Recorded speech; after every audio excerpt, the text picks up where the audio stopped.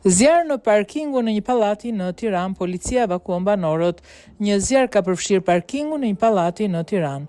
Mësohet se ngjarja ka ndodhur rreth orës 18:20 në rrugën Gjiku Qali. Shërbimet e policisë dhe zjarrfikësit kanë shkuar menjëherë në vendin e ngjarjes dhe po punojnë për evakuimin e banorëve, njoftimi i policisë.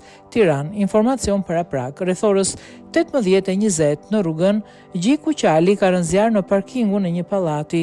Shërbimet e policisë kanë shkuar menjëherë në vend ngjarje dhe po punojnë për evakuimin e banorëve, ndërkohë shërbimet e zjarrfikses po punojnë për fikjen e zjarrit. Grupi hetimor po punon për përcaktimin e shkakut të rënies së zjarrit.